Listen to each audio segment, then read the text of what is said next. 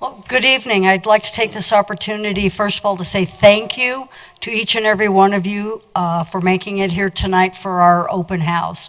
This is a great opportunity for you as potential employees for the City of Wheat Ridge to ask questions, get to talk one-on-one with our panel, and get anything answered that you would like to know about a career in law enforcement.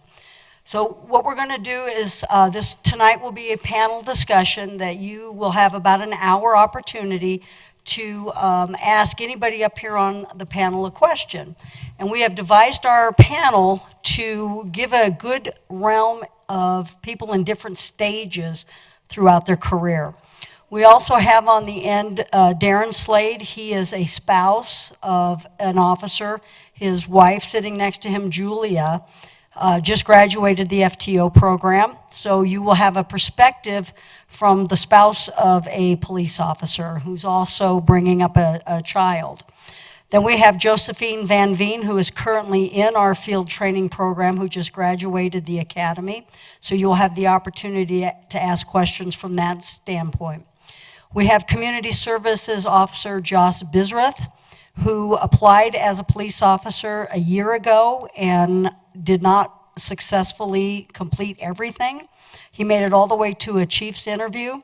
However, with Mr. Bisrath, our chief saw such potential in him that we offered him a position with our community services team to give him that opportunity to gain some experience and knowledge, and he has applied now for this second rotation for a police officer recruit.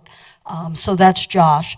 Then you have Sergeant Scott John Claus. He's been with the department 20 plus years, so you will get a perspective from some longevity. Next to him we have Alan Hernandez, who's been on the department under 5 years, so you will also get a different perspective. On my very end here is Detective Nellie Jasonda. Nellie actually came to us. She speaks French, so she is French, and has been with our department for 10 years, 8. And so you'll get a perspective of someone who has had children while being a police officer. So we have a large gamut here for you to ask your questions of. So I'd like to take this opportunity now to introduce to you Police Chief Dan Brennan. Chief Brennan came on board with us back in 2005, so he's going on 14 years with the City of Wheat Ridge. So without further ado, here's Chief Dan Brennan.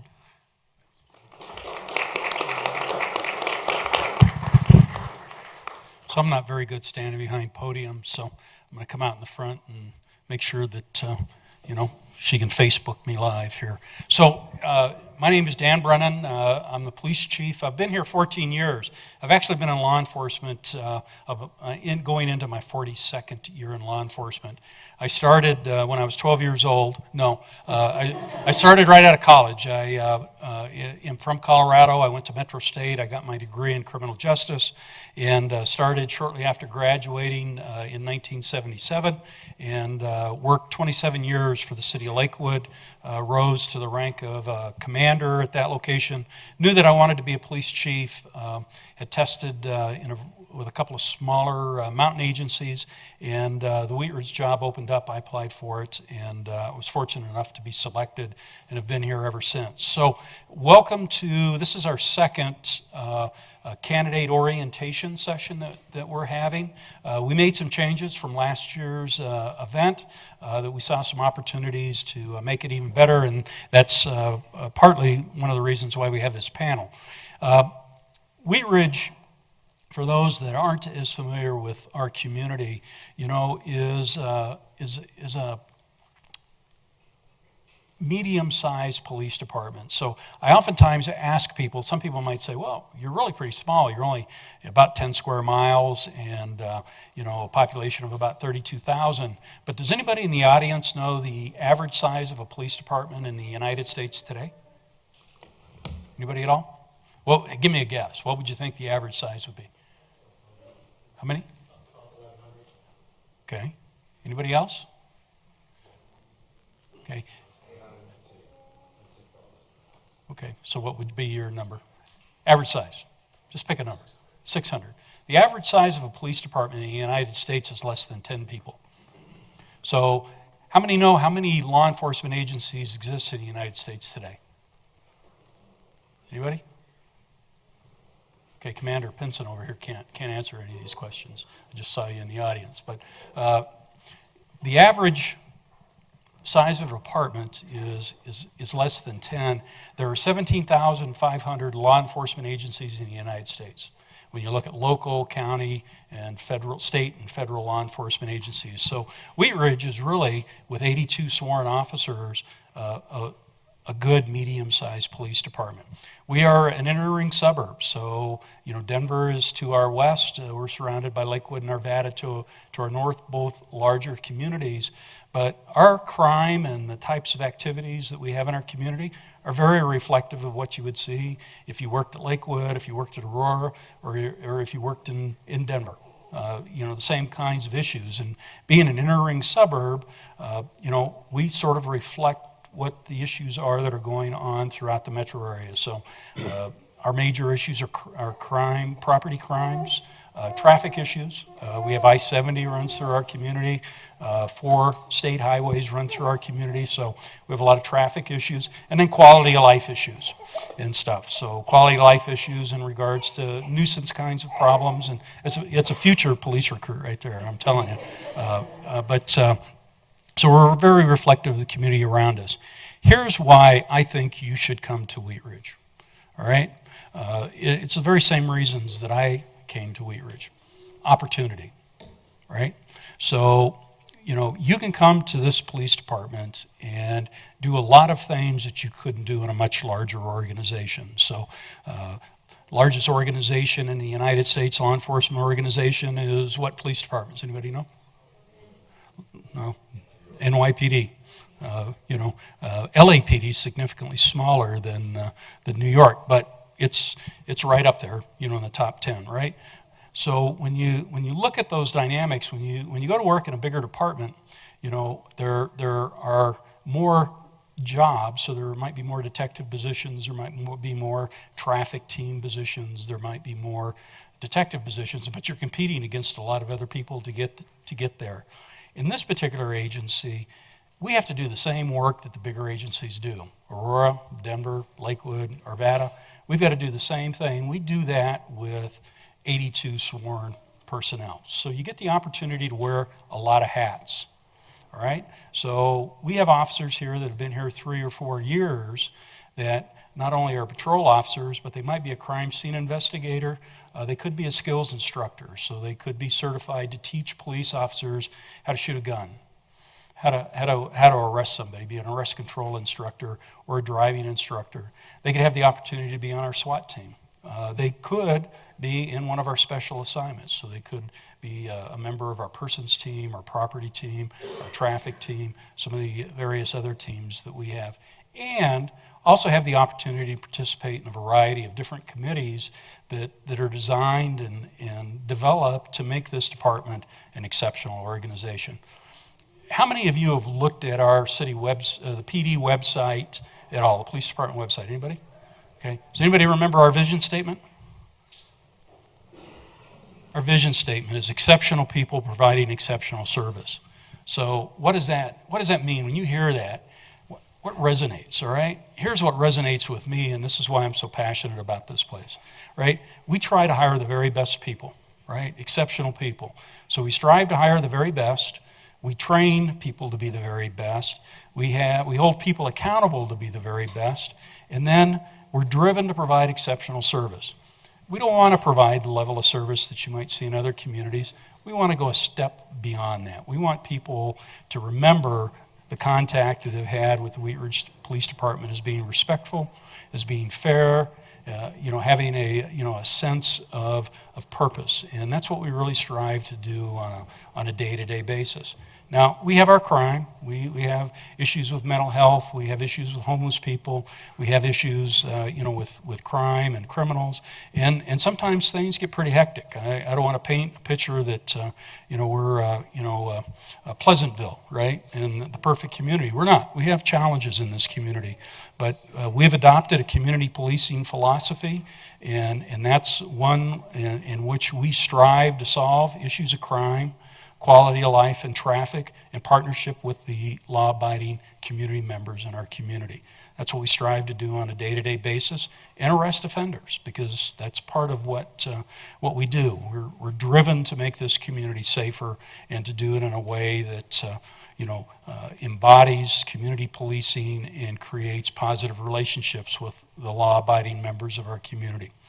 So I can't tell you how just pleased and happy I am to see such a full audience out here and so many people.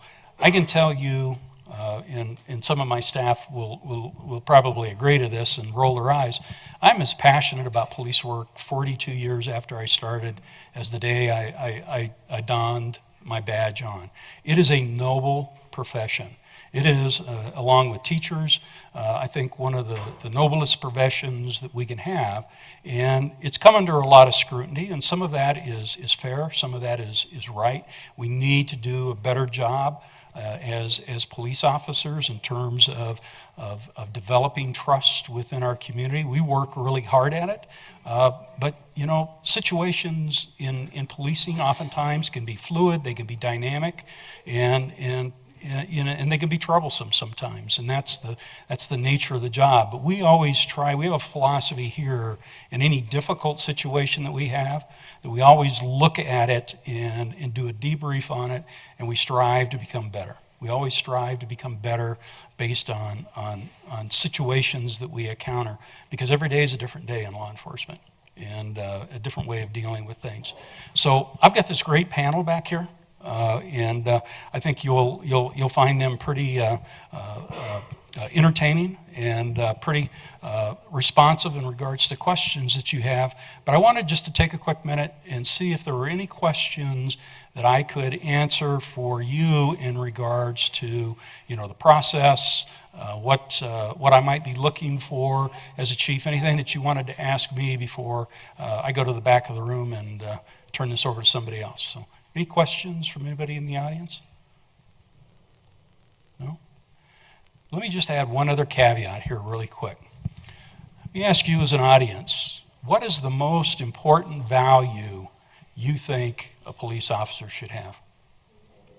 Integrity. That's right. That is it, right? We can't do our job as law enforcement officers if we don't have integrity. So if you look at our core values, integrity is right at the top. Everything else that we have as a value in this organization is built upon that foundation of integrity. It's critical to fairness, it's critical to being honest, it's critical to being transparent with community members and even with ourselves. So thank you for that, because it is a very, very important trait. And then the last thing I just wanted to mention is you'll notice up here, with this a group of panelists, I have a strong desire to make our police department reflective of our community. So when I speak about reflective of our community, I'm talking about gender, I'm talking about age, I'm talking about race and ethnicity. It's really, really important for police departments to reflect that. Our department is comprised, I think our numbers are 20 or 21% of women. And I'm very proud of that, because that is a pretty high percentage compared to a lot of law enforcement agencies. We need to do better in terms of that, and we're really striving hard to bring in people of color. That's really, really important, because we need to reflect our community. And being a police officer and being a good police department requires a lot of people with a lot of different backgrounds and a lot of different experiences. The bottom line is we've got to have people of integrity. So with that, I'm going to turn it over to Sergeant Watson, and we'll open it up to the panel. But I hope you ask questions. That's the whole purpose of having you here today, is to ask any question. There's no question that is silly or stupid or anything, because somebody else in the audience is thinking the same thing. They're just afraid to ask. So show some courage. That's another one of our values, right? So thank you for being here. It was great meeting all of you. And if you have any questions about the process, Sergeant Watson, Miss Millie Lewis over here, that's deciding things, making hot chocolate. You can ask her about the process as well. And then we also have some other officers, commanders, and some of our civilian positions here as well. All right, thanks again for being here.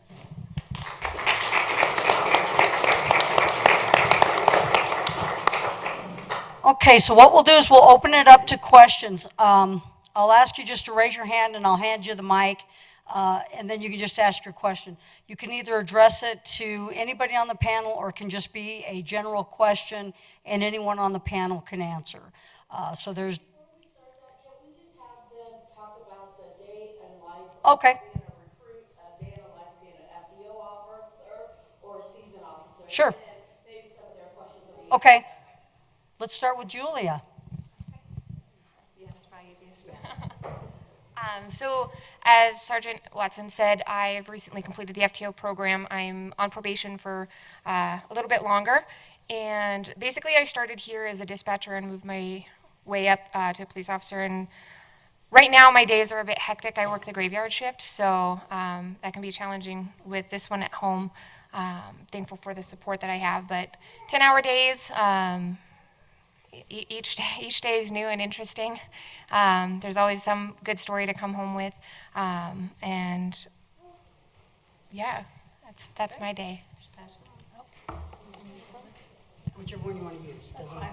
Okay. I think this works. Hello? Oh, never mind. Thank you. I wouldn't be here if I didn't have a team to help me out every day. So I'm in field training currently, so I graduated Police Academy on November 29th. From there, we are put into phases, so phase 1, 2, 3, and 4. And basically how Wheat Ridge works is they really set you up for success. Every phase is designed to prepare you for the next. And basically you start with someone helping you out a lot, and slowly but surely they're going to set you free as a solo patrol officer.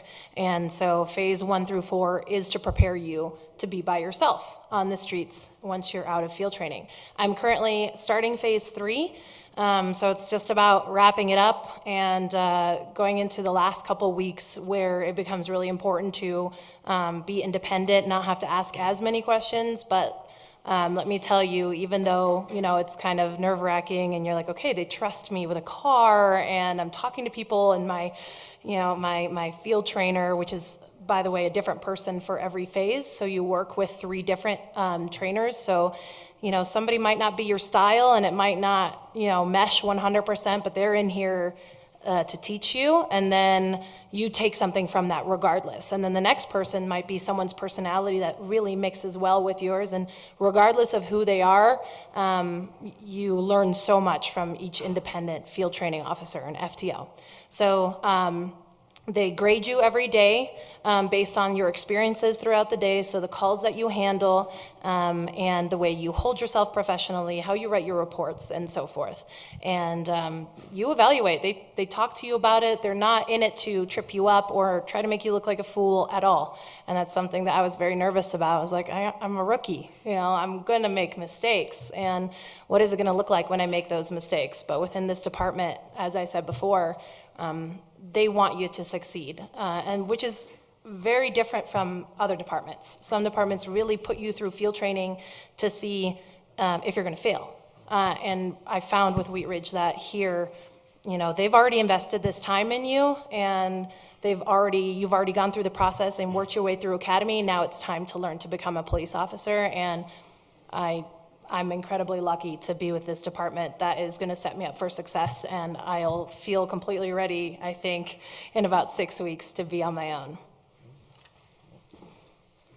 My name is Joshua Beesworth. I'm a community service officer for the Wheat Ridge Police Department. It's a non-sworn position, so we're not like these guys here who are on the road every day. We mainly deal with park code enforcement, and animal control. Our secondary job is that we support patrol in any way, shape, or form. So any response that doesn't necessarily require a sworn peace officer to respond. So parking complaints, road hazards, things of that nature, we assist them in any way, shape, or form. Just like Sergeant Watson stated, once again, I was in the process to become an entry-level officer. I made it all the way to the final interview, but the chief decided not to take me. But they, just like she said again, they saw something within me that, hey, we want him here, just to give him some more experience. The one thing I can say about Wheat Ridge Police Department is if you make an opportunity, if you show them that you want to work, if you show them that you have the initiative and the drive to actually want to do this job, that they'll work with you. Another thing too is with being a community service officer, we're with our public's eye 24 hours.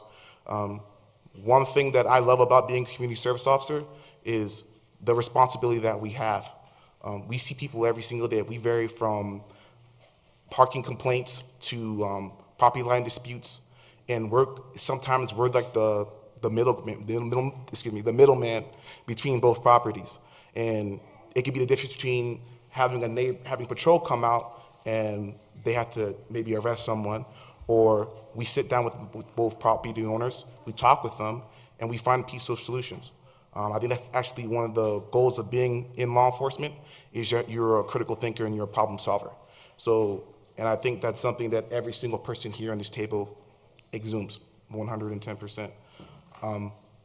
For every person here that's an applicant that's going to apply for being a patrol officer, if let's say for some reason you don't make the process and they do offer you to be a community service officer or any way, shape, or form be a part of this department, take it. I don't regret it one bit, not one bit at all. Everybody here that on this panel at one point in time has helped me in some way, shape, or form. I have a good commander over there, Commander Hunt. Hey, Barb, how you doing? I work with a great team. We're diverse, we're strong. There's no way, shape, or form any single person on this department is going to let you fail. The only way you're going to fail is if you fail yourself. My name is Scott Junclaws. I've been a police officer for 26 years and been with this department for 24 years. They needed an old guy on the panel, so I volunteered. One thing I'd like to say about Wheat Ridge Police Department is the opportunities that they provide for you. A lot of us have already talked about how supportive they are, and I would just 100% agree with them.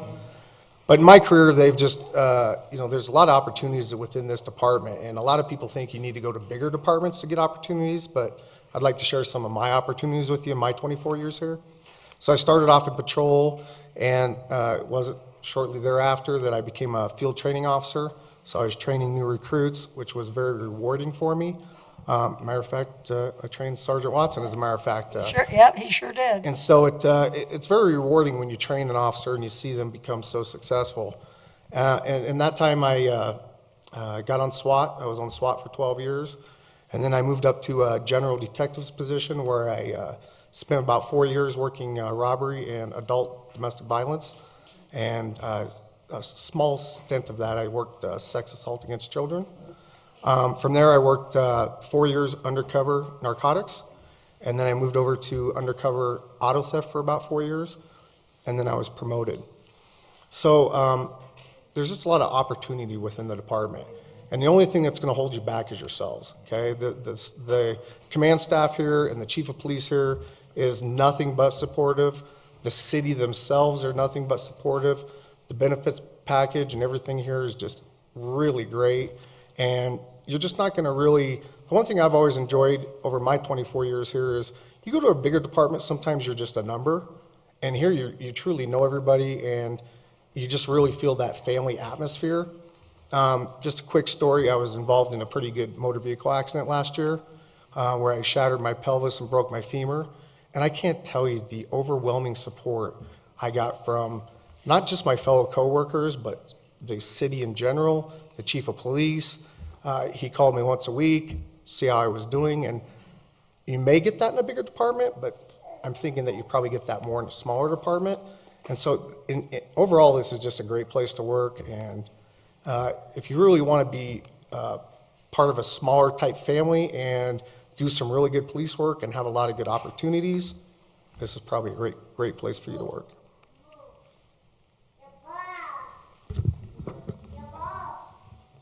My name is Officer Hernandez, and I've been with the department 3 years. A normal day for me, what it looks like.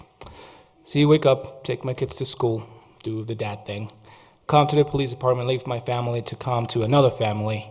This is really, I feel, another family for me. from my detectives, all my sergeants, my fellow employees, my new coworkers. It's awesome being here. I put on a uniform every single day and I still feel like as excited as I did the first time. It never gets old. Every day it's different. It's never the same thing. It might be kind of like it, but it's not. It's very dynamic. It changes every single day. Sorry, I'm a little sick. But it's awesome. I mean, I love it. I don't see myself doing anything else.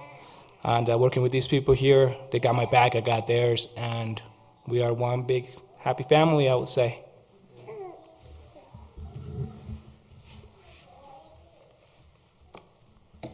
I am Detective Gisondo. I have been with the Wheat Ridge Police Department for about 8 years now. I'm a detective in the persons unit. I'm originally from France. I came to the U.S. about 20 years ago now. When I started with the Wheat Ridge Police Department, I was single, and now 8 years later, I am married and I have 3 kids. So this is the newest one. Wheat Ridge has been a wonderful department to work with. They have been nothing but supportive of me and my goals, and having a family was one of these goals, and they have made the process really seamless and easy. I started originally, I was on patrol, and I became a detective about 4 years ago. And every time I had a kid, they have been wonderfully supportive. Everybody has picked up the workload for me and made it really easy to transition between having a family and coming to work. What I do now is I work in the persons unit, so that means I investigate crimes against children, crimes against domestic violence, assaults, that kind of stuff. So it's been wonderful, and I couldn't imagine being anywhere else besides here at Wheat Ridge. All right, well, let's hear what Darren has to say, being the spouse of an officer. You want to hear about my day?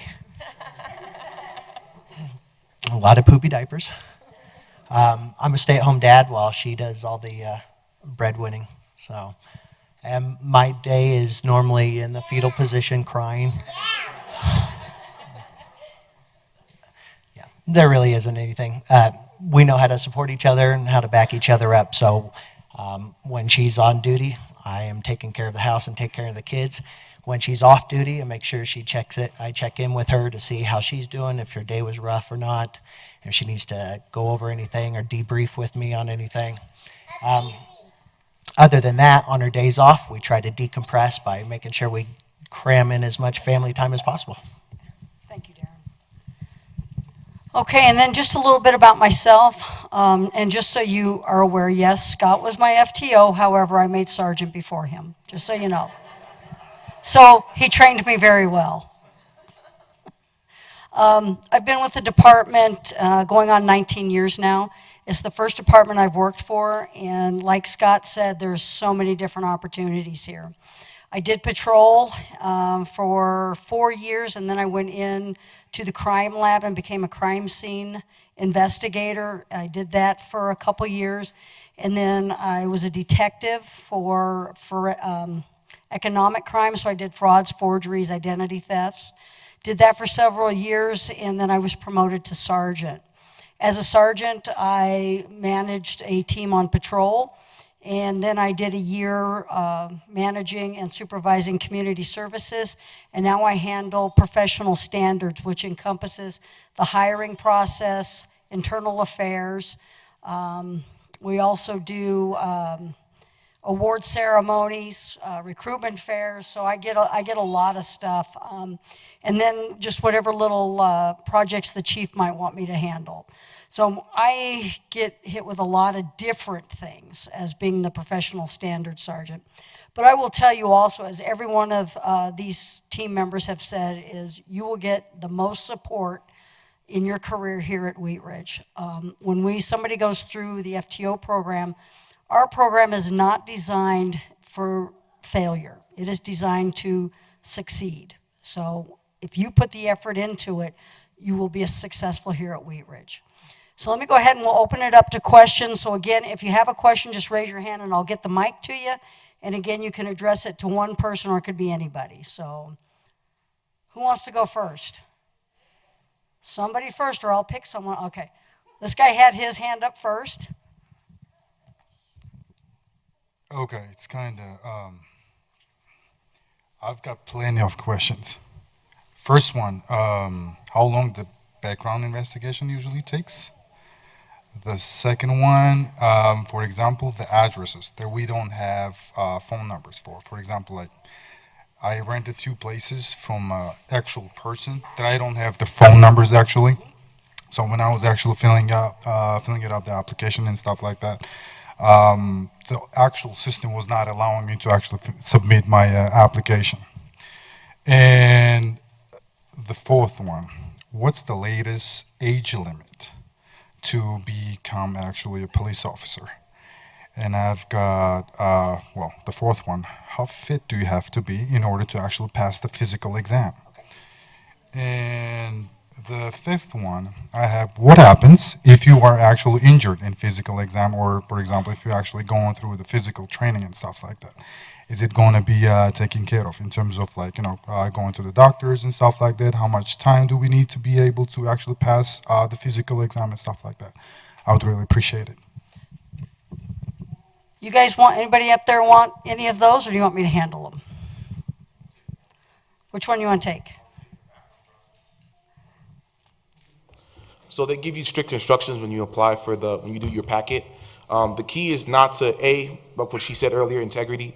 Don't lie about any part of your packet. You lie about any part of your packet, you're gone. Secondly is fill out as much as you can as possible. They understand you're not going to know your landlord 15 years ago who you spoke to 3 times because the only time you saw him is you gave him a check. They get that. But the key is to put as much information as possible on that packet. The investigators are going to be assigned to you because each sergeant or an investigator is going to get assigned to each person, and they go comb through your history. If they have any questions, don't make contact with you. Yes. So, but you have to be responsible on your end and fill out as much as possible. So that means you have to call. If you have to call the property manager for that, let's say that apartment complex, and they have to do some digging to figure out who it was, you do have to do that.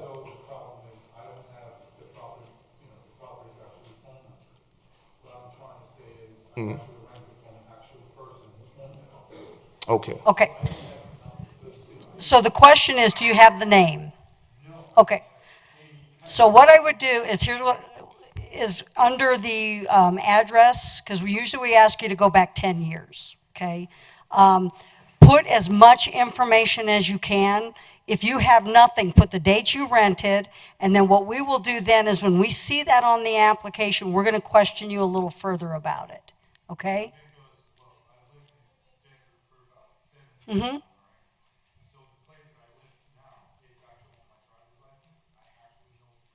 Correct. Right.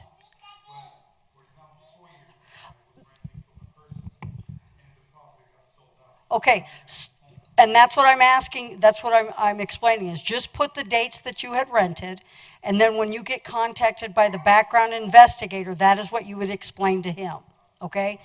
A background is going to, once you start the background process, in which it's one of the last stages, a background can take anywhere from 2 to 3 weeks, okay? Because we're going to dig into everything, all right? And like Mr. Bisrith mentioned, don't omit anything. Even if you think it may not be something, or you think it's minute, we don't need to know about it, let us make that determination. Because if you don't put something down and then we find out about it later, then it becomes an integrity piece, okay? So make sure that you put everything down, even if you think it means nothing, put it down. The other piece is that we do not have an age limit here at Wheat Ridge. Our philosophy is if you can handle the job and you can make it through the physical, then there's no reason why you cannot be a police officer with the city of Wheat Ridge. The physical itself is not an agility physical. It is a medical physical, and the only thing you have to do is you will get drug screened, okay? You have to do a treadmill test, you have to do pull-ups, and then you have to lift weight, and I believe it's 50 or 70 pounds. Millie, do you remember what it is? Okay, and then you do a dummy drag, all right? We've yet to have anybody not pass that, and we've yet to have anybody not get hurt. It's in a controlled environment at a medical facility. Does that answer your questions? Go ahead. It just changed, it's 22 weeks now. So you'll do 22 weeks at the police academy, and then you come back for is it 16 weeks FTO? 17-week FTO program. Okay. And then we had, ma'am, you had a question? I was just wondering if one of the patrol officers would talk about their day. You know, we see the police officers in the cars, and I just wonder what the flow of a normal day shift or night shift would be. I'll take that. Hi. So, well, I work graveyards right now, so it really depends on the shift that you're on. But let me walk you through a normal day shift since I was there just last rotation. So you come in, you get dressed, you go to briefing, they read whatever they need to read, information bulletins. You get your equipment, you get your car, and you go on your day. It depends on the type of the day. Sometimes there's call pendings, meaning like somebody broke into their house and they need an officer to make a report, or somebody's car got broken into, so you get dispatched through different calls throughout the day. When there's not that many calls on the board for you to take, you have to be proactive, right? Because you're supposed to be out there helping the community. So we drive around, see if we can prevent any crime before they actually happen, because we want to be proactive, not reactive. So sometimes, you know, if we see something suspicious, we talk to people, we find different things like that, or we do traffic enforcement. So if somebody's speeding down Wadsworth going 65 miles an hour in a 40 mile per hour zone, then obviously we're going to do something about it. On our briefings, there is certain bulletins that, you know, the people call in and say, hey, can we do extra patrol at X, Y, and Z address between this time and this time? So we address those issues and we go and drive by between the hours that the people requested. But we're constantly doing something. When you guys see us parked somewhere, it's either because we're typing a report that needs to be done, or we are drinking some water and taking just a quick 2-minute break before we get sent down to a different call. But it's nonstop pretty much throughout the day. It's nonstop, go, go, go, go, go. You finish one call, you're back in service, copy another call. You go to the next one, and the next one, and the next one. And it's constant doing stuff. So like you said, you see us driving around. Yeah, sometimes we're going to another call, or sometimes we're going to bring documents back to the police department, tickets or attachments or whatever it is that we need to do. But we're always doing something, and it's a majority of calls. It could be somebody complaining that the neighbor music is playing too loud, and somebody else just got their car broken into, and more in-depth calls that, you know, are complex to handle. But we're always doing something. Hope that answers your question. One of the things to keep in mind is you have to remember is the patrol officer, the car is their office. So you're right, we get some people that will call to say, I want to know why an officer's just sitting there doing nothing. Well, they don't just sit there and do nothing. That's where they have to type. That's where they have to make their phone calls to do follow-up on their investigation. So that's their office. So that's where they eat lunch. That's where they eat their snacks. So I don't want to give the wrong impression, but, you know, somebody saying they're not doing anything, that's just kind of incorrect. So they are always doing something, okay? Who else has a question? The opportunities that you guys can take, are those kind of given to you, or can you pick your path that you want to take past, like, patrol? So it's a little bit of both. As a sergeant with the department, it's my job to try to help officers develop their career in the path that they want to take. So sometimes as a sergeant, I will identify a strength in an officer, and I will try to lead them in that direction. Maybe I see an officer that's really good in investigating crimes and taking those crimes to the next level and seeing the bigger picture. So I might try to lead them to take more trainings into a detective type position. Some officers I see that are maybe a little bit more tactical, and with my SWAT experience, I might lead them towards the SWAT team. However, it is also individual based. We have daily trainings that come out on the emails and whatnot. And if officers want to sign up for that training, they just put in a training request through their supervisor. their supervisor almost all the time, as long as staffing allows it, approves it, and then it goes up through the chain of command. One good thing about Wheat Ridge, I can tell you, is that we absolutely get probably the best training in the metro area. Our training budget's very big. The chief has made it a very big goal of his to make sure we're very well diversely trained, and we just have a very large training budget, and we get a lot of training. So does that answer your question, sir? Okay. Anybody else want to take a stab at that one too, since we got some young officers? I'll take a quick stab at this too. One thing that you'll notice is I went into this having no law enforcement experience and not knowing what to expect whatsoever. I was a little bit older already. This was a second career for me, so I went in not knowing what to expect. And only once you start into it, you will identify what you like and what draws you. To me, it was investigation. There was always investigations, and I knew that's what I wanted to do. To you, it might be something different, but you might not know yet what you want to do, but you'll find by working this job that you'll get drawn to something, and then the department will do everything that it can to help you in that path through trainings and things like that, and people are very supportive of those goals. Anybody else? I was actually going to say, I mean, very similar. When I was working in dispatch here, when we were in-house, I got to work with the SWAT team on their negotiations. I used to go out on their calls and stuff like that. So when I got into the patrol side of it, obviously, that's definitely something I want to do. And already they're starting to open up opportunities for me to start getting the training necessary. So when that opening comes along, I'm at a place that I can jump into that application process and be a competitor, because we also are with Lakewood in that. So not only am I going against other Wheat Ridge officers who might also want that similar position, and there might only be 1 or 2 openings, but we're also going against Lakewood as well. So this department definitely gives us the opportunities to get the training we need to be competitive in those sorts of things. My question kind of follows up with his question. I'm under the assumption it's 3 years, is that correct, before you can rotate into a specialty? Or is it based on the officer who is, or the recruit, whatever you want to call it? I guess once you're through your field training and you're an official officer, let's say you have prior experience, you've been successful at a certain point of law enforcement, and have talents in a certain area that you're strong in. Let's say it's demonstrated here, but you're on patrol. Let's give an example of traffic. Can you go before that 3-year time period if there's an opening into traffic, given the situation where you do have past experience in law enforcement and you seem to really be geared towards that, or any other type of specialty as an example? That's one of my questions.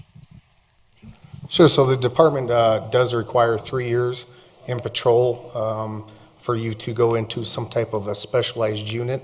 However, we have officers here that are 2- and 3-year officers that are on SWAT. So normally the way that works is if an application process opens, let's say for traffic, as you said, and the application pool only has officers that, let's say, from 0 to 3 years on, then they will make an exception for the younger officers to go into that specialized unit. Does that answer your question? Yes. Who else has a question?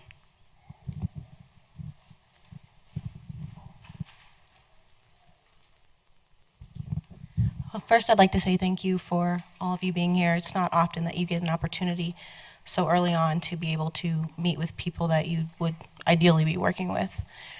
My question primarily is, and it might be too personal, but I hope not. Most of you are wearing wedding rings. How would you say this most greatly impacted your spouses?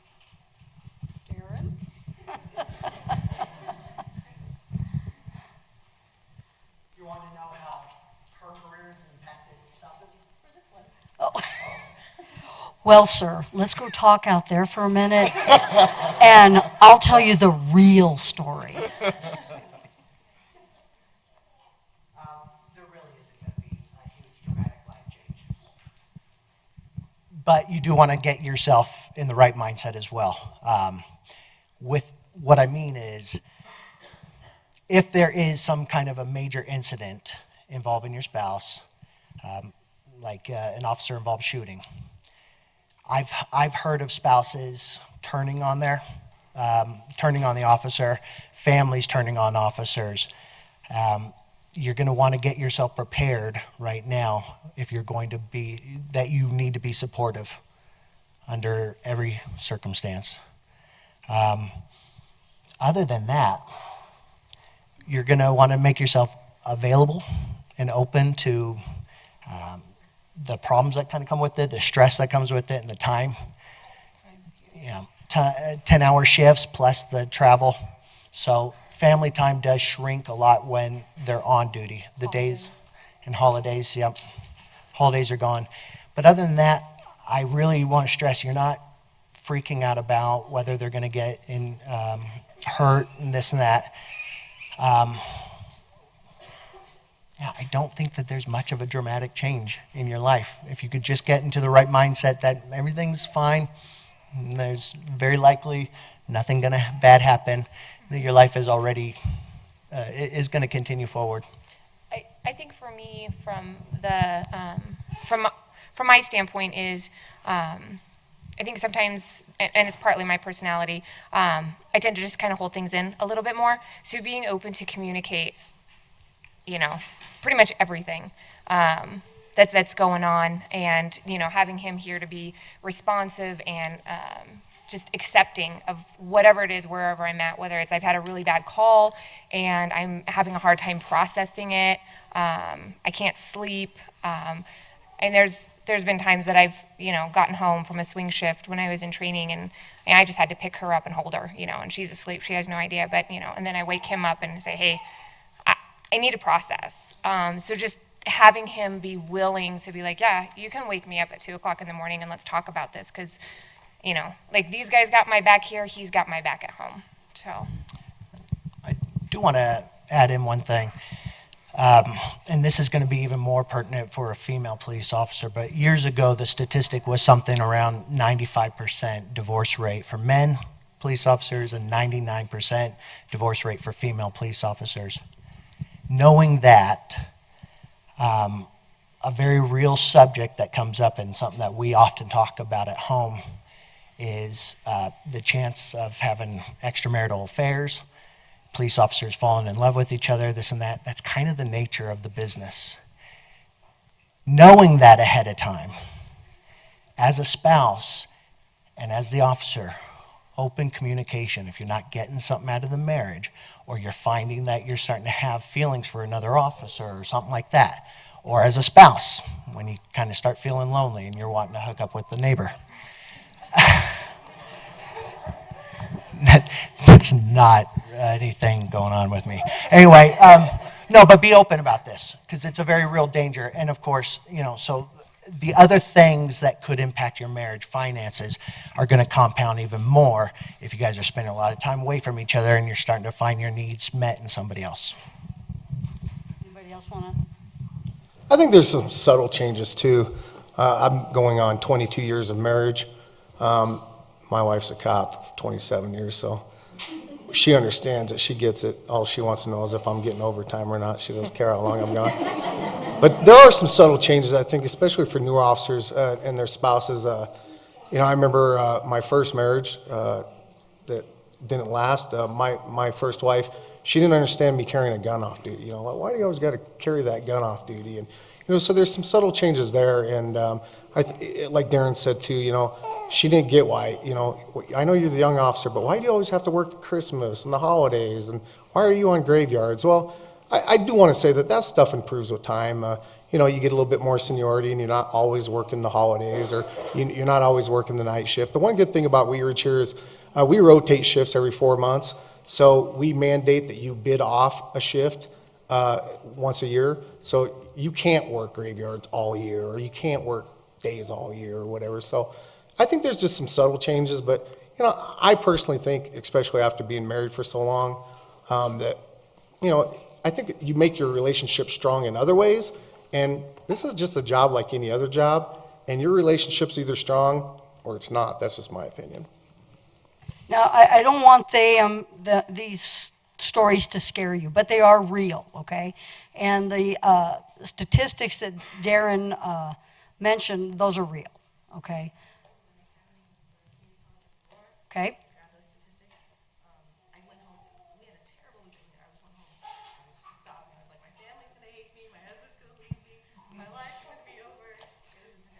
We won't let him leave you. So, one of, and Darren, and they all mentioned it, right? It's down to communication, okay?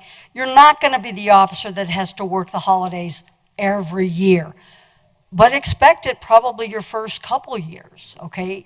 And I will tell you right now that graveyards with our department is a popular shift. So you may not get stuck with graveyards a lot. I would expect that for your first year. Expect swings for your first year. Days doesn't come along that often because we do have some more senior officers who really like day watch. But you don't have to, you will not get stuck with a year of graveyards because you can't bid a year of graveyards, okay? No, for your first year, you're probably going to have the Tuesday, Wednesday, Thursday off. Okay, that's just the way it is. I had Tuesday, Wednesday, Thursday off for the first 2 years, and I enjoyed it because I got everything done. Working weekends at this job is not bad. It's a pretty good gig. So it just comes down to communication. Just know your spouse will change a little bit, okay? That's normal because of what they see and what they deal with every day. They are going to change a little bit because they're seeing the stuff that nobody should see, all right? So expect that. If they come home and say, I just had a bad day, I just need to go off and be by myself, let them. Don't make them talk. They'll come to you and say what they want to talk about.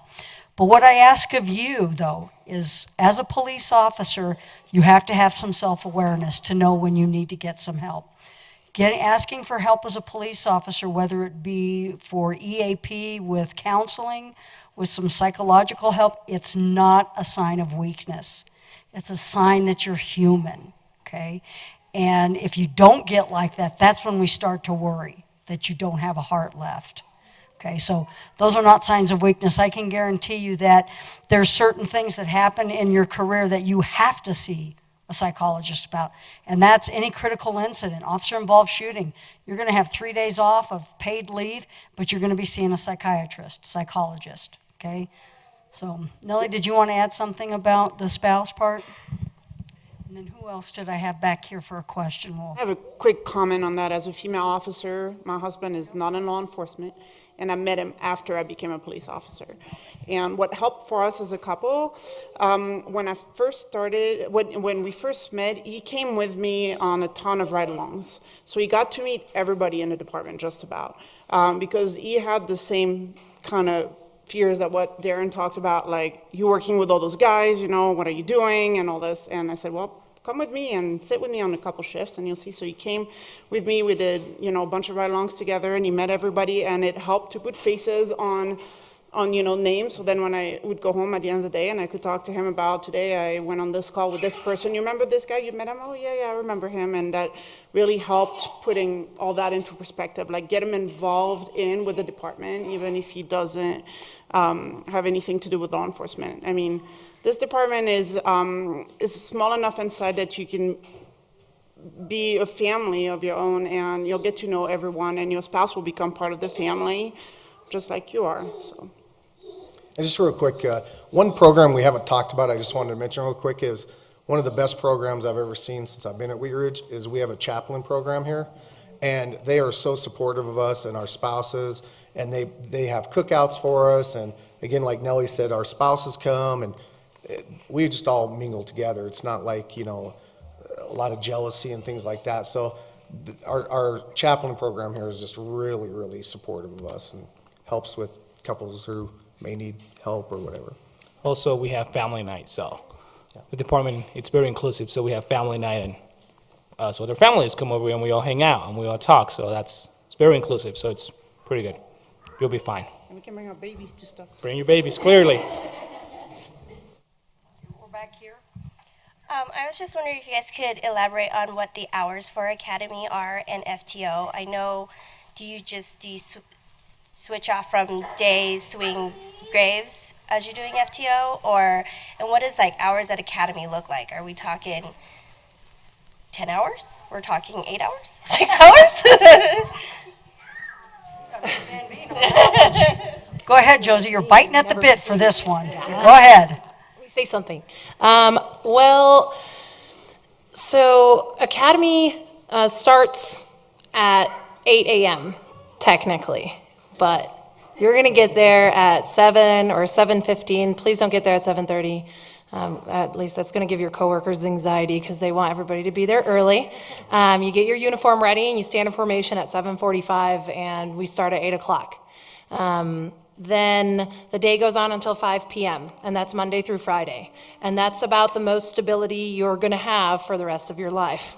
So the first 6 months of Academy, it's 8 to 5 every single day. You know exactly what classes you get. You know exactly what's going to happen. And they make sure you know. And it's a very, very structured schedule for Academy. So you don't do much at night. There's a couple instances in which we will work at night, and that's mainly when we go to the range to practice night shoot, as they like to call it. So we practice shooting our targets in the dark and some other exercises. Other than that, 8 to 5 every day. Then once you go into field training, you are at the mercy of your field trainer, and that sounds really dramatic, but it's just dependent on their schedule. So my first field trainer worked days, and she had Wednesday, Thursday, Friday off, so that would be my schedule. Saturday, Sunday, Monday, Tuesday, I would work a 10-hour shift. So our days start at 6 a.m., so I try to get there 5:15, try not to be there at 5:30 because that would give myself anxiety, but you get dressed, you try to be early for everything. In fact, be early for everything. And then our day ends at 4 p.m. So that's a 10-hour day, and that's 4 days a week. Now, I've done days for 2 phases, so for a total a little over 8 weeks now, and I'm about to go to Graves. And I'm not going to sugarcoat it because you can probably tell I love what I'm doing, and I think it's amazing. I get 1 day, and then I'm going to transition into Graves. So about 24 hours in which I'm going to try to stay up until about 4 in the morning and read a book and watch some movies. And then the next day, I start work at 9 p.m., and I work until 7 a.m. And, you know, yeah, 1 day off is a little rough, but I've reached out to my coworkers and sergeants and my mentor, who's a detective, and asked, any words of advice, what kind of energy drinks do I need to buy, all that kind of stuff. And everybody has had, given me the time of day to actually talk to me about it and help me out and tell me, buy one of those blinds that block out the light in your bedroom, and just giving me tips and tricks. And honestly, I was really nervous a couple weeks ago when I found out I was transitioning into Graves from day shift, but I feel like I have a really good support system, and I actually feel still a little nervous, but very ready. So even though you're going to have to be willing and able to transition quickly, that's also part of the job on a day-to-day basis. We have to transition our emotions, our energy levels, how we approach things. So it's just a different version of that. And just to kind of tack on a little bit to that, the other thing is just be prepared, especially in FTO for some long days. Because you may be running call to call, but you still need your reports done at the end of the day. So you may be spending an hour or two after your shift's already ended, after everybody else has already gone home, and you're still having to bust out a couple of reports to get approved. Or you get that because you're new and you need the experience, you get the late domestic violence call, and those are easily 4-hour calls right there. So just being aware of that, having your family be aware, like, hey, just gonna let you know I'll be late. So keep that in mind. And did we have another question? What are some of the biggest struggles you guys see in new officers? Geography. I can tell for experience when I first started, even though I was familiar with the area, you need to know where you're going. And you need to know where everything's at. Everything else gets, they teach you in the academy and you follow officers' laws and all that stuff. That's easy. Geography, nobody teaches you geography. They give you a map and here you go. You got to figure out where you're going and how to get there fast in case you need to. That, at least for me, was one of the biggest things, geography. So you need to know where you're going, how to get there, not just one way, but different ways to get there. I think one of the things I see as a supervisor is confidence. We tell them 100 times, we expect you to make mistakes in training. We expect you to make mistakes outside of training. We're all human, and we can't correct those mistakes unless you make them. But they're just so afraid to make the mistakes, and then it starts them on a spiral downhill for the day. And then they come in the next day and everything's fine. But I'd say confidence. It's really hard to build up the confidence of, now I'm contacting people and telling them what to do and making them sit down or whatever. And so I would say confidence is a big one in new people. Go ahead. I think one of the biggest skills that you have to have is communication skills. A lot of people get, like you said, they get really wound up in the situation. You'll go to a call, and A, you may not know what you're doing, or B, you don't know, like for example, you don't know how to get there. So it takes you 20 minutes when it should take the average person 3 minutes.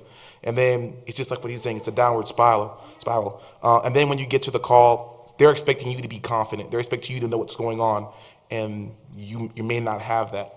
And then that's where the lack of communication breaks down. One of the biggest things, if you know your job, you know what you're doing, that kind of confidence builds up onto it. Another thing too is report writing. That's the one skill that you're gonna have to have doing this job. I worked for a sheriff's department before I came to Wheat Ridge, and they have a totally different skill set of writing reports compared to how reports are written here in Wheat Ridge. So if you know you're not a strong writer, if you know you lack that, and you want to do this job, make the effort to tune in those skills so that when you come out here, you're not making mistakes, you're being an asset as opposed to being a liability. I will guarantee you that with the city of Wheat Ridge and the Wheat Ridge Police Department, you make a mistake and you own up to it, there's nothing that you can't get through. Okay, yeah, you might get a write-up or you might get a little piece of paper in your file, but you won't lose your job. But I will guarantee you, if you lie about anything or cover it up, you will lose your job in a heartbeat, okay? That is the one thing that we just can't deal with is a non-integrity piece. I've made a mistake. I've made several mistakes, but the point is you own up to it and you take whatever comes out of the end of it. You see officers up here, I guarantee you they've all made mistakes or they're going to, okay? We're human, all right? We don't expect officers to never make a mistake. It happens. It's how you deal with it and how you come out of that mistake, okay? The other thing is we're not looking for perfect people. We're looking for the right people, okay? We know that you've made mistakes even before you've got to this section of your career. The point is that you tell us about those mistakes and you let us determine whether or not it's a disqualifier. So again, it goes back to that integrity and just tell the truth piece, okay? Any other questions out here?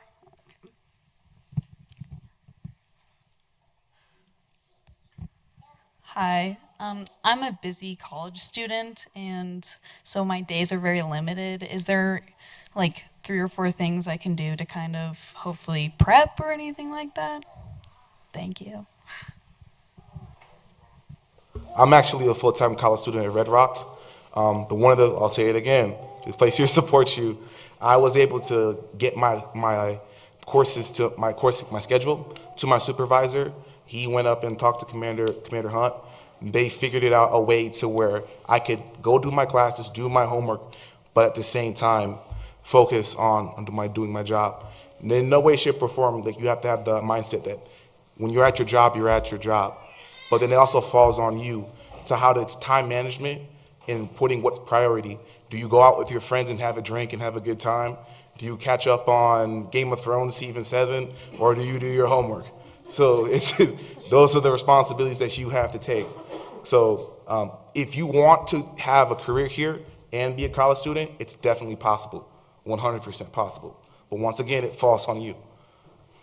I think maybe one of the directions, correct me if I'm wrong, that you're going in is how to prepare for maybe the testing process. Was that correct? Okay. One thing you can do, and I encourage everybody, is to study, learn a lot about our city. We have a lot of information on our website. You can actually go into our website and learn about our mission statement, our vision, things like that. And each department that we have within the police department, how many officers, things like that. Those are kind of some of the questions that might come up later in the testing, might not. Population of the department, you might want to remember the chief's name, things like that. Those things might be important later down the road. But some of our testing is just more common sense. We really understand that during our testing, the way Sergeant Watson set it up is that we understand you're not police officers. We understand that you don't know the law, but we really set up our testing to just see how you think and to see if you have that critical thinking type thinking. Does that kind of answer your question, ma'am? Any other questions out there?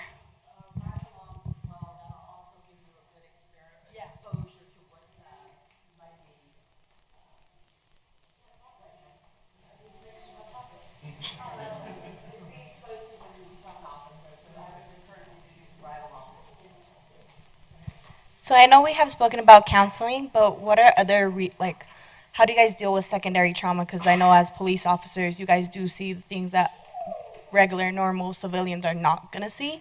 So how do you deal with secondary trauma if you have experienced secondary trauma? You don't talk about it. No, you need to talk. Like, I've been in an incident when, stuff happens. So you talk about it, and then that's, days go by, you remember things, and it's like, oh, maybe I should talk about it. It's all about being open to your significant other, or, like Sergeant Watson said, somebody that can help you with. Just talk about it, work it through. Don't bury it down. I mean, you can only bury it down for so long, but it's all about how you talk and get it out there and to whoever you feel comfortable talking about it to and work it out.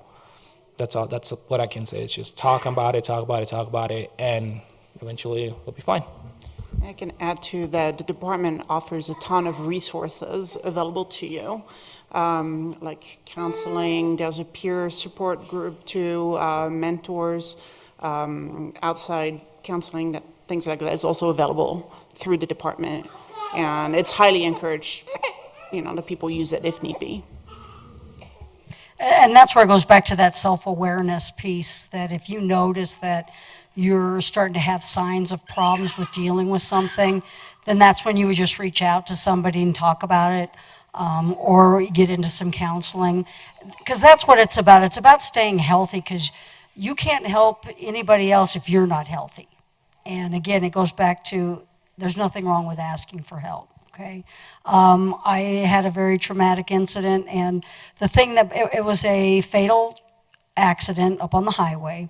And it wasn't so much the accident itself, it was that the gentleman the deceased, was on the phone talking to his wife at the time of the accident. And that just bugged me for months, that poor person on the other end of the phone. And it wasn't for the gentleman who died, it was for his loved ones. That was his last phone call. And he just was out of town on a business trip and got a flight a day early because he wanted to get home to his family. And here he is driving on the highway, and a semi crosses the lanes and takes him out. And he was on the phone with his wife. It was one of those things that bugged me. So you have to ask for help, and it's okay, all right? Anybody else have anything to add on that one before we move on? Anybody else with a question? Okay, so what I want to do is just take a minute, and where's Commander Hunt? Did he step out? Oh, figures. Leave it to a commander. But okay, so what I want to do is just kind of give you a little insight to, the process and how to plan for it, what to expect. So, and I don't know, do we have people in here who have already put in their initial application? Okay. So if you've already put in your initial application, this is going to help you out. If you're considering putting in an application, it's also going to help you out. So there's several phases. First of all, there's the initial application phase where you go into our website and you fill out the application. Okay, it's real simple, it's easy. When you send that to us, what we're looking for in that application, one is, do you have the required college credits, or do you have the required military piece to it? The other thing we look at is you go down a little bit further, and then there's a question about drugs, okay? We look at your drug usage. What did you tell us about it? Now, some people will say, well, I did some marijuana, I did some LSD, I did some shrooms. No, they tell us. If you give me a date of when you last used, marijuana is 12 months. So if you used marijuana within 12 months of your application, you're disqualified. There's got to be at least a 12-month separation in there, okay? If you used any other illegal drugs, such as mushrooms, you used somebody else's medication, you used somebody else's Adderall, just to stay awake for testing purposes, okay? And I kid you not, I see this all the time. You're disqualified, okay? Any illegal narcotic use is 60 months, okay? And that's a standard that we have set. It's a standard that we keep. Now, you may be sitting there saying, but wait a minute, marijuana's legal. It's not federal, okay? We follow both rules. So what we decided to do, instead of just disqualifying people for marijuana use who may not understand the federal side in law enforcement, we used to be 36 months when it was illegal. We went to 12 months when it was made legal. But if you're with 1 day within that 12 months, I'm going to kick you out, okay? We got to stick to this, okay? We have criteria. So that's what we look at. If you make it past those questions right there, then you move on into the process. And how many in here did the what we call the POBITS PHQ? Oh, isn't that fun? Yay! We get to hear all about everything else.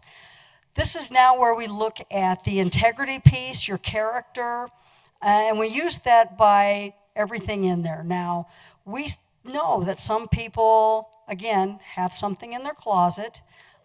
Let us determine whether it's significant enough that we can't deal with it, okay? Again, I'm gonna look at, one is, if you didn't give me dates on your initial drug usage, I'm going to be looking at the dates in that one, okay? And if you fall within that 12-month or that 36 months, you're out, okay? Then we're going to look at your legal history. What have you done? Things that will affect you, and it's not us, these are Colorado post requirements. If you have any felony conviction, whether it was as a juvenile or an adult, you're out, okay? And again, that's not us. That means you cannot become post-certified through the state of Colorado as a police officer. Now, let's say you did something as a juvenile, you got charged for a felony, but you weren't convicted, okay? That you can remain in the process, and then we do it case by case. What do we look at then if you did something like that? What did you learn from it? How old were you? Okay, those are the things we take into consideration. We've all done things as a kid, all right? We're not going to hold it against you forever, okay? If you get a DUI, whether you're a juvenile or an adult, 5 years, 3 to 5 years minimum before we would even look at you. And actually, I've kicked 2 people out of the process so far this year for DUIs, recent DUIs, okay? So you're looking at least 3 years before you can even apply. And after that, then it's up to the chief, okay? But I would keep you in if you had a DUI 3 years ago. I'd keep you in. We're going to look at your employment history. How many times were you written up? What were you written up for? And because we ask you those questions. And this may be getting a little sensitive too, but we're going to look at how you answered the sexual conduct questions, okay? We have to make sure that when we're hiring people, we're hiring the best. We're hiring those that might have a little bit of a history, but they learned from it, okay? That's the piece that's going to move you on, is what are you doing about what you did, okay? Those are the big key things, is the legal, financial. If you've been turned over to a collection agency or you're currently in bankruptcy, if you're currently in bankruptcy, you're out of the process. And that's just until you get that bankruptcy finished, okay? It doesn't keep you from being a police officer, but you have to understand that when we hire somebody, we're looking for ethical people, and how can we tell citizens that we hired somebody currently in bankruptcy? Got to get that taken care of. We understand that people will have problems financial, and what we see a lot of things that were turned over to collection were medical bills. We don't hold that against you. That won't throw you out of the process, okay? But tell us about it so we can make that determination. So those are the big key things on the PHQ that can get you thrown out of the process. If you make it through the PHQ, then you're going to get an invite to take what we call our frontline ergo test. That's the test that determines your suitability as a police officer. And that ranges from customer service to do you show signs of aggression, what's your writing skills, what's your memory skills, and it's just like general math, like can you count up if somebody had stuff stolen, can you add everything together? On that ergo, you have to score at least an 80 or above to move on. And the reason we picked the 80 is because that's what you have to do in the academy. If you're in the academy, you have to maintain an 80 or above. So that's where we do the cutoff score. If you pass that, you're going to move on to what we call our oral boards. Now, did Commander Hunt come back in? Mind stepping up here? So let's talk a little bit real quick here about the oral board, okay? Because this is where you're going to sit with a panel, and a lot of the panel is going to be people just like this panel up here from all different aspects. Okay, and we're going to be asking you questions. And those questions, there's really not a right or a wrong answer on these types of questions. We want to see what is your thought process. How can you take a problem, think it through, and come to some sort of a conclusion, a logical conclusion. Doesn't have to be what I would do, because what I would do would be different than each one of these officers up here. So we're just gauging you on you. When you do the oral board, you are not ranked or scored against anybody else on that interview. It's just you. Okay, so you're the only person that you have to please on that. Well, you got to please the board too, but.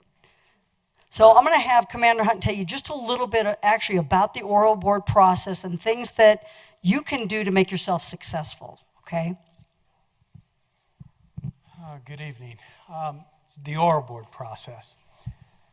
It's a process to get to know who you are as a person, what you've done to prepare yourself.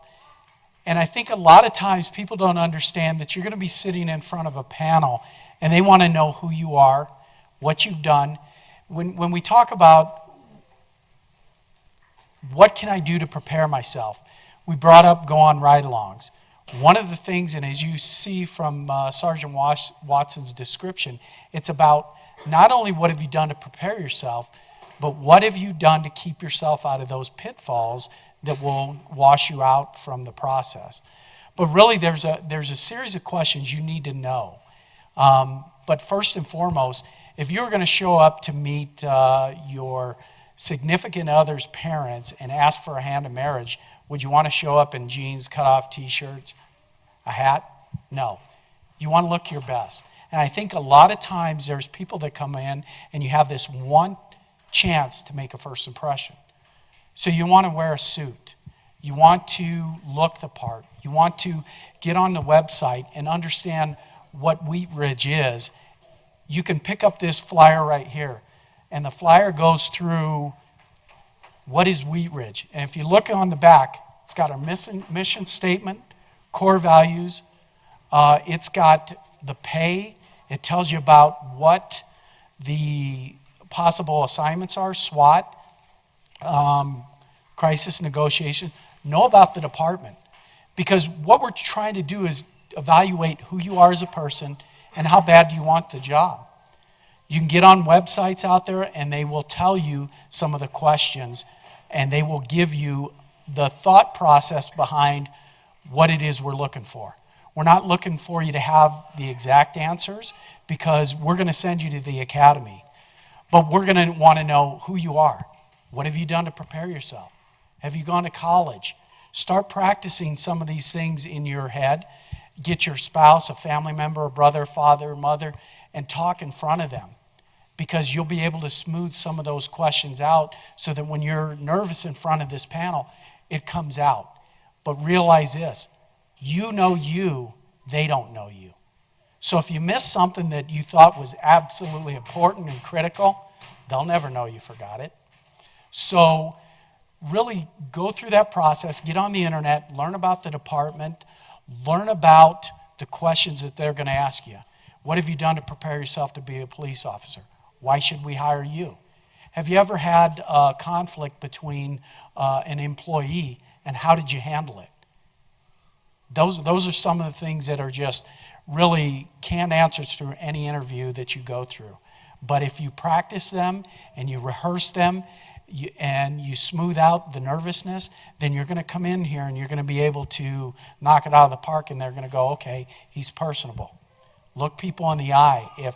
If you are sitting there and you're not communicating with somebody, then we wonder, can you communicate with somebody out on the street?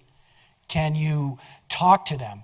And for the younger crowd that are out there and like to text everything, that is probably one of the biggest hurdles that we see is some of the younger people that are right out of college, that everything is done in the text. Well, we don't, in the real world as a police officer, it's face to face. Tell me about your problem. How can I help you? What is it that I can do for you? What can you do for me? So that communication piece is probably one of the most important things. So if you want to prepare yourself, get out there and be involved in some of these volunteer groups, the support groups that will allow you to have that contact and understand the community that you're going to be out there serving. I grew up in Southwest Denver, a little bit different than here. But growing up in a diverse community, I learned early on as a police officer, how can I communicate with them? I learned Spanish, so I now speak Spanish. So those are some of the things that communication is really the cornerstone of passing an oral board and being a successful police officer. So.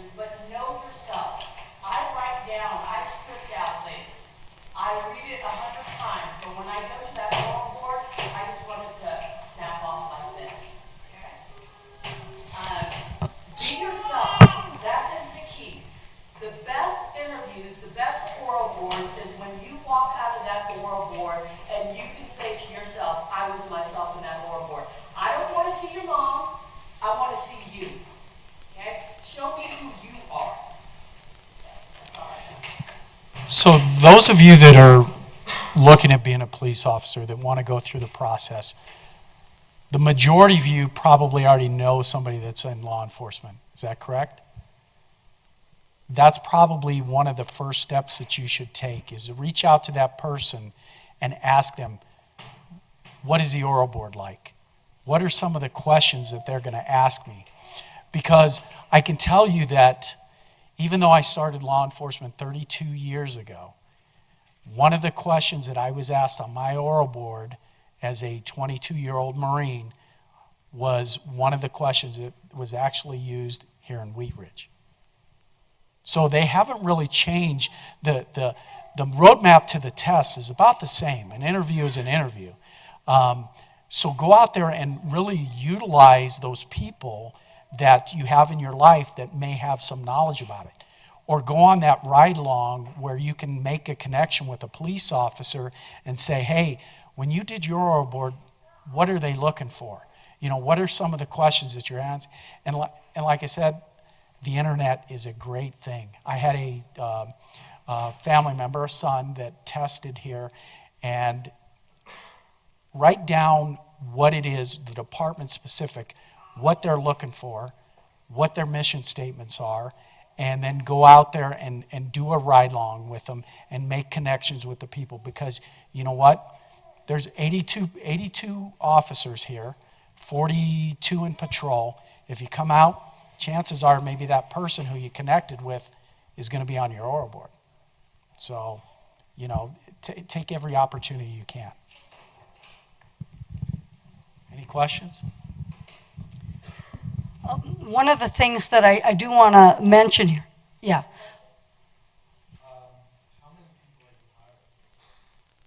We're looking at 4 to 6. Yeah. So chances are good. Yes, ma'am.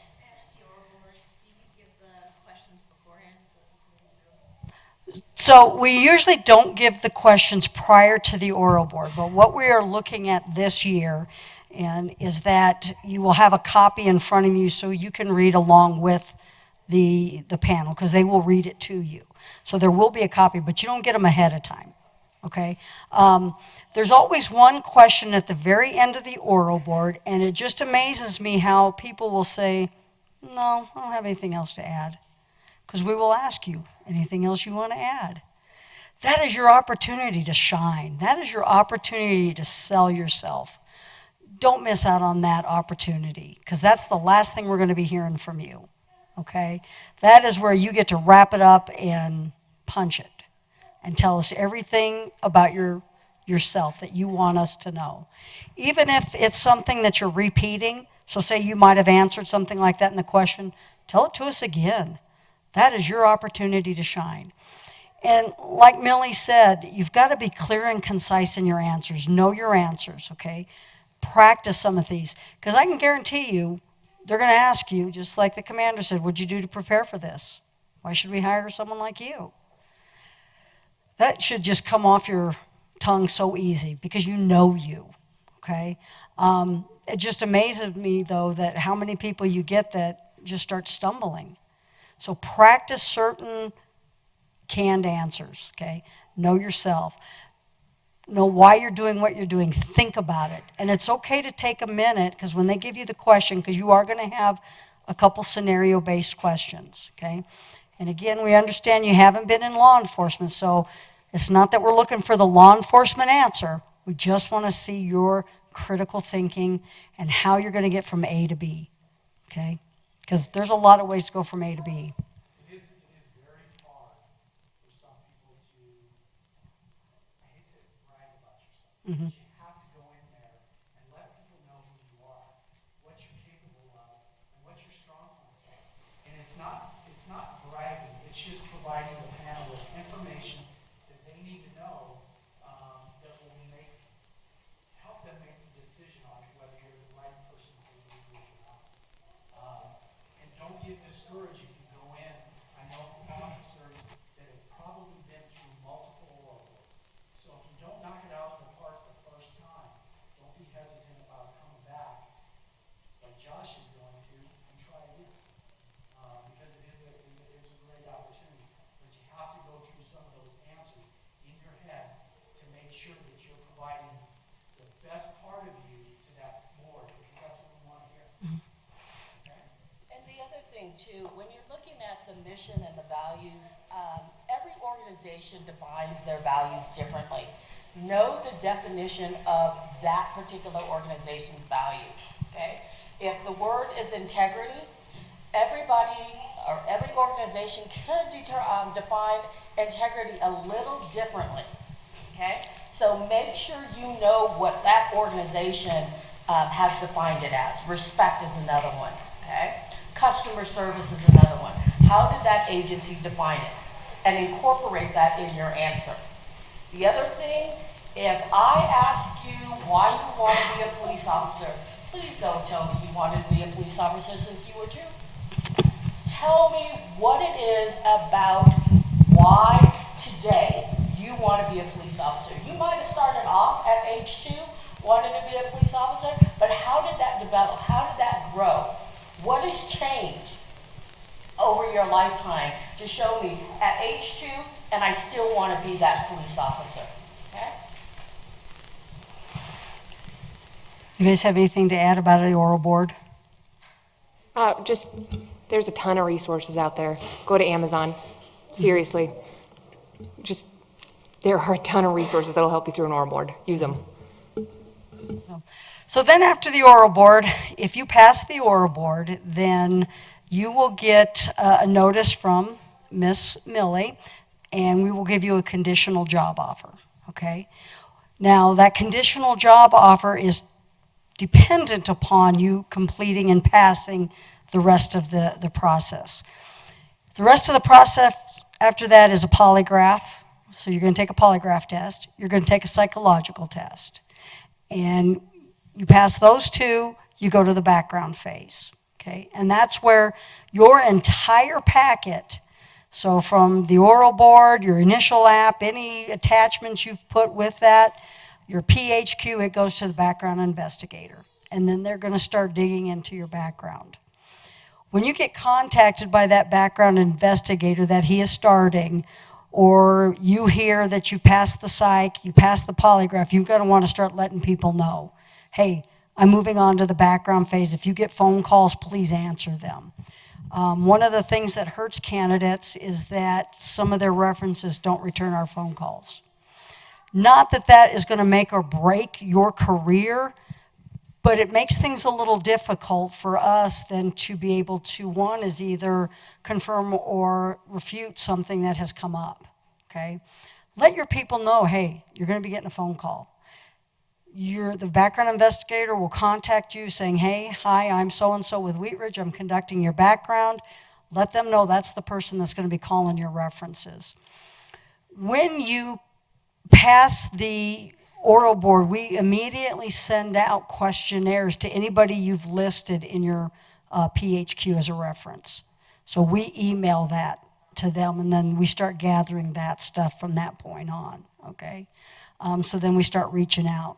When you find out that you've passed, your oral board, your psych, and your polygraph, you're in the background, okay? And again, that background can take 2 to 3 weeks. It can take several phone calls, several appointments with you and your background investigator, all right? Unfortunately, those take time, okay? And you might have to meet up with people. I don't know how many times in the last process we had background investigator tell me that they're having a hard time getting a hold of the applicant. Well, guess what? We only try a couple times, and if the applicant isn't calling us back, we got people who want this job. We're going to move on, and you will be disqualified, okay? We can't wait forever for somebody to contact their background investigator, so make sure you're returning those phone calls, okay? Because you don't want to be that person that gets disqualified just because lack of communication, okay? Make sure you stay in contact with them. Now, when we get your background back, I go through all the backgrounds, and I look at everything that our investigators collected. And then we start looking at it, and this is where you now start getting compared to other people, all right?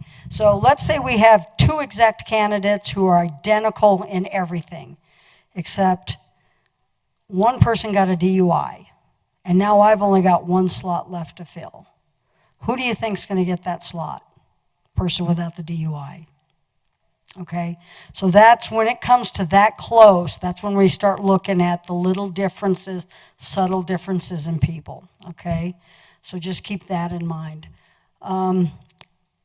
After we get everything and we look at things, if we think then that you are suitable and you fit what Wheat Ridge is looking for, you will be recommended for an interview with the chief of police. That is a one-on-one interview that takes place, and that is where you get to sell yourself to the chief of police, because he's the one that makes the final decision, okay? That's a time when you really want to be on your game, is when you sit down with him. It'll be usually him and either a commander or a division chief.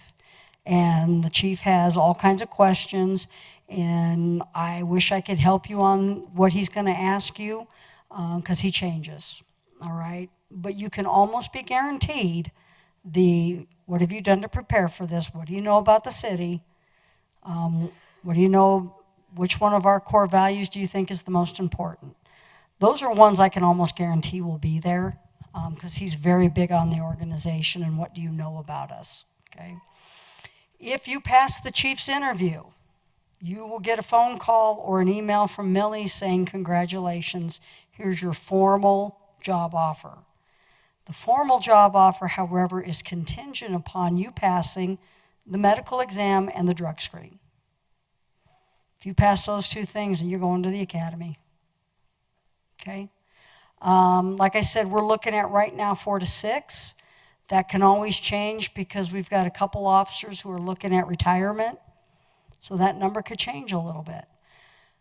But one of the things you want to do is you want to make sure that you stand out. So when you're with the oral board or you're with the chief, you stand out, okay? That's the process. I know it takes a long time, but you've got to be patient with it. And I don't mind people calling me saying, hey, how's the process going? But really, if you think about it, no news just means no news, okay? It's not good, it's not bad, it's just we're waiting on information. So no news just means no news, okay?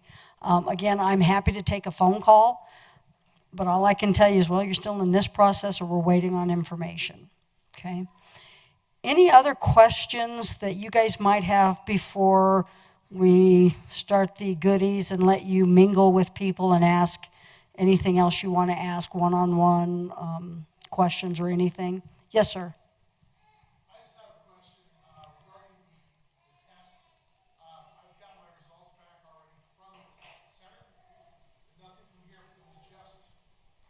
Okay. I have not downloaded all right. of the scores yet. I will be doing that by the end of the week. And then based on if you pass, I will be setting up oral board schedule. And I think our first oral board is going to be on the 11th. I thought it was the 18th. I think it's the 18th. Because the reason why, because next week is our last week of in-service. So we don't really do anything during in-service. So I believe the first batch will be the week of the 18th. And we have 3 or 4 days set aside for that. So one of the things that we do is when we do the testing, we do things in batches, all right? Because it would just drive us crazy if I looked at one application, I approve it, I send it to Millie, and she does everything with one. So we wait till we have a batch, okay? And that batch number is usually about 20, 25. And then we move a group forward. So as soon as she gets the first test results, so if you've already taken the test, then we will get the results. We'll download the results, like Millie says, by the end of the week, and then we'll start setting up those oral boards.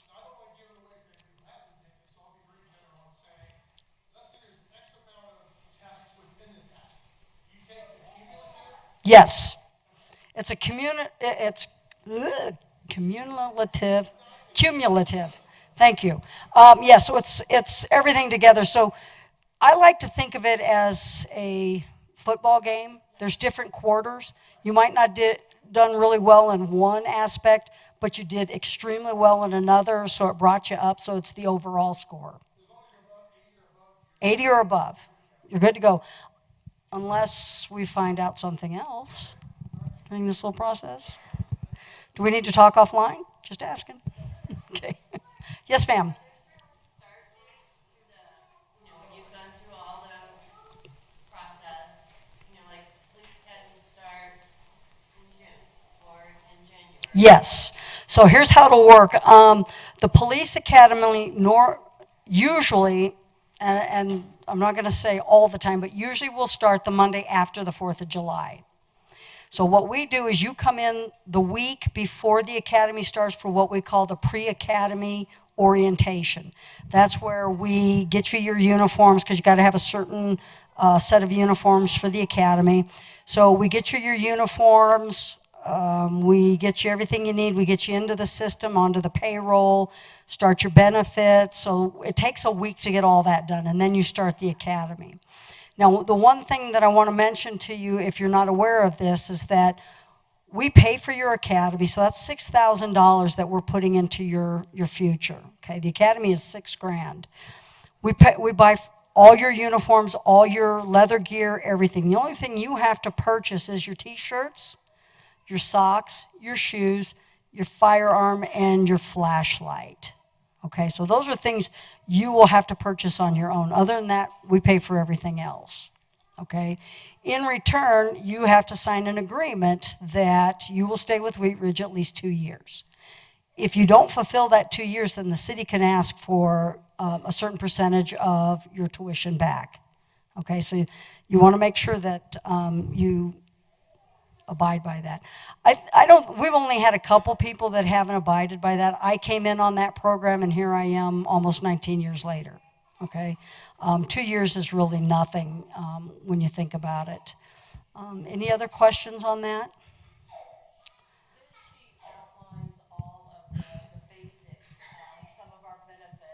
It also talks about the agreement.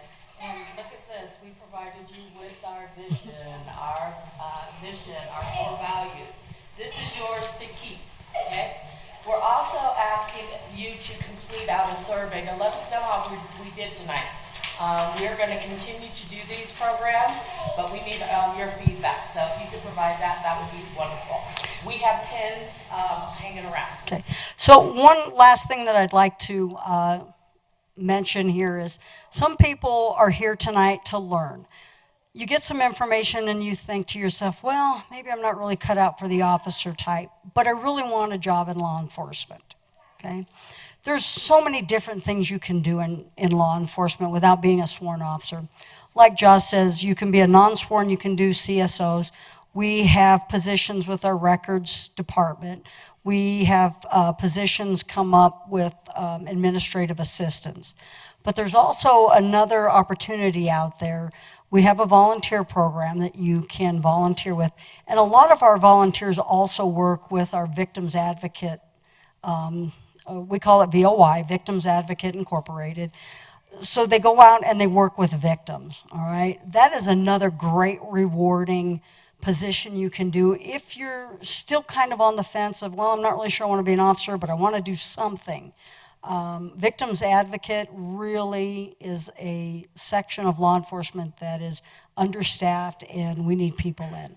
So that's another area if you just kind of want to start getting your foot wet to see how you think you do, especially with the self-awareness piece of that.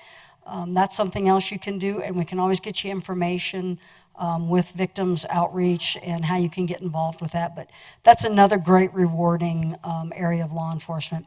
So always keep a mind on our website. Look there. If you miss out on this process, and Millie, when does it close? March 29th? Okay. So there's still quite a bit of time. But if during this process you fail to hit the deadline, that's not a problem. We've always got other positions open up. And like Josh says, just get in with the city and we will make you successful in whatever career field you're looking for. Okay? So if there's no other questions, go ahead and have some refreshments. We have some tables set up over here. We've got our CSO tables, so if you're looking for a non-sworn position, we do have some positions open up in our community services. Center table here is patrol detectives, and on this end table we'll have it's some SWAT gear that you guys can look at. And be careful, don't touch some of the stuff because it's real. Ask the SWATer on the other side before you touch anything because everything's live. We don't want to have any accidents where we're having to call some additional people. So go ahead and mingle. I'm available. Anyone available, people at the table are available. So we are here for you. Ask whatever questions you like. And I just want to thank you all for being here tonight and taking that first step in your career. Amazing opportunities here with Wheat Ridge, so take us on it.